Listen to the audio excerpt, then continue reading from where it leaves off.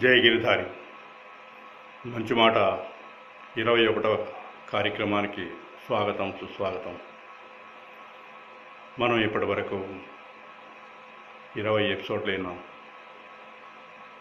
చాలామంది మెసేజ్ రూపేణా కానీ ఫోన్ల ద్వారా కానీ వారి యొక్క స్పందన తెలియజేస్తున్నారు. మీరు 40 రోజులైనా ఒక గీత గీశారు. దయచేసి ఆ గీత జరిపేయండి. మీరు కంటిన్యూ చేయండి. ఇంకా అవకాశం అయితే ఇంకా 2-3 నిమిషాలు పెంచుకోండి. ఏదో వినాలని ఆసక్తి ఉంటుంది కాబట్టి మీరు దీన్ని కొనసాగించండి అని ఇప్పటికే ఎంతోమంది ఫోన్ ద్వారా కానీ తెలియజేస్తున్నారు. వారందరికి కూడా ముందుగా ధన్యవాదాలు తెలియజేస్తున్నాం. కానీ దీనిలో ఉన్నటువంటి వాళ్ళంతా కూడా ఎవరున్నారో తెలియదు. అప్పుడే ఆత్మతత్వం గురించి తెలియజేసేటట్టుగా ఉంటే కొంత కష్టం ఏర్పడుతుందేమో. భక్తి మార్గం జోడించి ఆత్మతత్వాన్ని తెలిపితే బాగుంటుందని ఒక చిన్న సలహా ఇవ్వటం జరిగింది. అలానే ఎంతోమంది సలహాలు ఇస్తున్నారు. వారికి కూడా ధన్యవాదాలు తెలియజేస్తున్నాం. మనం ఎంతసేపు చెప్పుకున్నా కూడా ఒకటే విషయం, కాలం కరిగిపోతుంది. క్షణాలు నిమిషాలు అవుతుంది, నిమిషాలు గంటలు అవుతుంది, గంటలు రోజులు అవుతున్నాయి, రోజులు వారాలు అవుతున్నాయి, వారాలు పక్షాలు అవుతున్నాయి, పక్షాలు మాసాలు అవుతున్నాయి, మాసాలు సంవత్సరాలు అవుతున్నాయి, సంవత్సరాల యుగాలు అవుతున్నాయి. కాల పేర్లు మార్పును తప్ప కాలం అనేది ఒక క్షణంతోనే ప్రారంభమైంది. మన ఆయుష్ అంతా కూడా క్షణంతోనే ముడిపడి ఉంది. క్షణం క్షణం కరిగిపోతుంది. కరిగిపోయిన క్షణం తిరిగి రాదు. అప్పుడు మనం ఎంత బాధపడినా కూడా ఏ అవకాశం రాదు. శివాలయానికి ఇప్పుడు కార్తీక మాసం కాబట్టి అందరూ కూడా శివాలయానికి వెళ్తుంటారు. శివాలయంలో ఒకటి మనకి దర్శనం ఇస్తుంది. శివాలయంలో పరమేశ్వరుడు లింగాకారంతో ఉంటాడు కాబట్టి ఆ లింగాకారం పైనటువంటి ధారాపాత్ర ఒకటి పైన తగిలించి ఉంటుంది. దాని నుంచి ఒక్కొక్క బిందువు పరమేశ్వరుని మీద కిందకి పడుతూ ఉంటుంది. అది ఎందుకు ఉందో మనకి తెలియజేస్తే చాలా సంతోషపడతాం.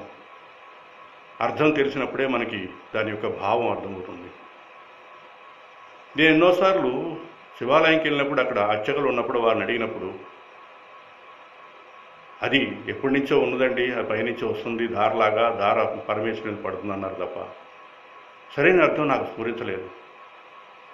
ఎక్కడో ఒక ఉపనిషత్తు చదువుతున్నప్పుడు ఎక్కడో ఒక అర్థం గోచరించింది. నీ ఆయుష్ పైనటువంటి ధారాపాత్ర అనుకున్నానా,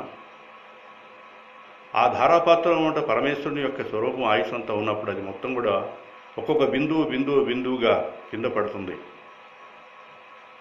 ఎందుకని ఒక సందేశం ఇస్తుంది అక్కడ.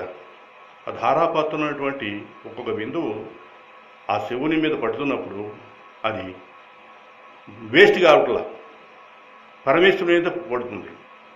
అలానే నీ ఆయుష్ కూడా ఎప్పుడూ కూడా కరిగిపోయి ఆయుష్ని పరమేశ్వరుని తిప్పుకో. అప్పుడే ఆ ధారాపాత్రలుగా నువ్వు కూడా వెలుగొందగలవు అని చెప్పడం జరిగింది. చిన్న సందేశం మనకి అందింది. అందువల్ల 84 లక్షల జీవరాశుల్లో మానవ జన్మ మించిన జన్మ లేదు అని మనం అందరూ చెప్తున్నారు. వేదాలు చెప్తున్నాయి, ఉపనిషత్తులు చెప్తున్నాయి. అందరూ ఒప్పుకుంటున్నారు దీన్ని. ఎందుకని కనిపిస్తుంది కాబట్టి. అట్లాంటి జన్మ మనకు వచ్చింది. ఆ జన్మ వృధా చేసుకుంటున్నామనే తపన ప్రతి ఒక్కరిలో ఉండాలి. ఈ పవిత్ర భారతదేశంలో పుట్టడం మనం చేసుకున్న సుకృతం. చూడండి ఒకసారి, మరలా ఈ జన్మ వస్తుందని గ్యారెంటీ ఉందా? లేదే. ఎవరిచ్చారు గ్యారెంటీ దీనికి? మన ముందు కనిపిస్తున్నాయి అన్నీ కూడా, పశువులు పక్షులు అన్నీ కనిపిస్తున్నాయి. మరి వాటిలాగా మనము జీవిస్తున్నాం. మరి వాటికి మనకి తేడా ఏదో తెలియాలి కదా. అందువల్ల ఒకసారి ఆలోచన చేస్తే అదే మనం విచారణ అంటున్నాం. విచారణ విచారణ విచారణ అంటే ఇదే విచారణ చేయాలి. దేని గురించి విచారణ చేసే ప్రయోజనం లేదు. నీ గురించి నువ్వు విచారణ చేసుకోవాలి ముందు. అందువల్ల సమయం 5 నిమిషాలంటే 1 నిమిషంలో అయిపోతుంది. ఏం మాట్లాడాలో తెలియట్లా, ఎక్కడ ఆపాలో అర్థం కావట్లా. మరి ఈరోజు ఇటువంటి అవకాశం ఇచ్చిన మీ అందరికి కూడా ధన్యవాదాలు తెలియజేస్తూ మరలా రేపు మనం కలుసుకుందామని ఇంత సెలవు తీసుకుంటున్నాను. హరి ఓం తత్సత్.